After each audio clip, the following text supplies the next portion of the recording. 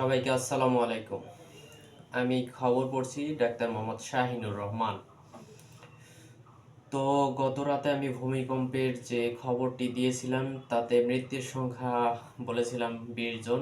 সেটি মসজিদ ধসে জুমার নামাজের সময় গতকাল শুক্রবারে মসজিদ ধসে পড়ে মৃত্যু হয়েছিল 20 জন, এটি কিন্তু খবর দিয়েছিলাম। এবং সকালবেলা আমি খবর দিয়েছিলাম ভূমিকম্পে মৃত্যুর সংখ্যা বেড়ে 144 জন, কিন্তু বর্তমানে এখন আবার মৃত্যুর সংখ্যা লাফিয়ে লাফিয়ে যে বাড়ার কথা সেটি কিন্তু আবার লক্ষ্য করা গেছে। ভূমিকম্পে এখন যেটি আপডেট আমরা পেয়েছি, এ পর্যন্ত মৃত্যুর সংখ্যা এখন 694 জন।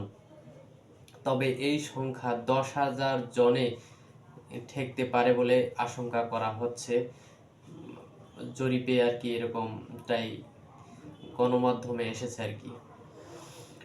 তো খবর হচ্ছে ভূমিকম্পের ঘটনায় মিয়ানমারে নিহতের সংখ্যা বেড়ে দাঁড়িয়েছে 694 জন, আহত 1670 জন। মিয়ানমারের জান্তা সরকারের বরাত দিয়ে এই তথ্য জানিয়েছে কিন্তু এএফপি।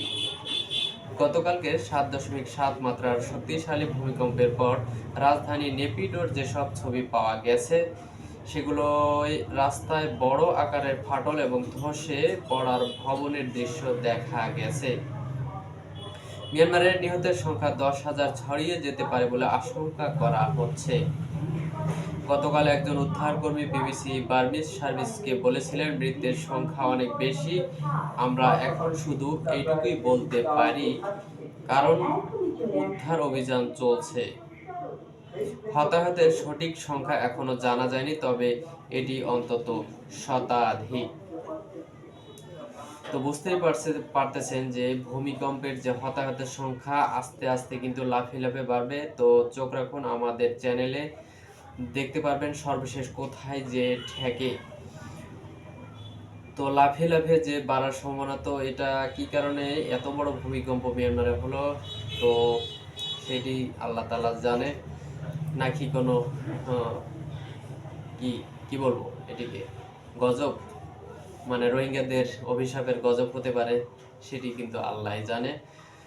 তো আমরা আশা করব এই ধরনের যেন আমাদের উপর গজব না আসে, সবাইকে যেন আল্লাহ তাআলা হেফাজত করে। সুস্থ থাকুন সবাই, সবাই ভালো থাকুন। তো সবাইকে আবারও সালাম জানিয়ে আমি আমার যে আজকের নিউজটি শেষ করতেছি। সবাইকে আসসালামু আলাইকুম।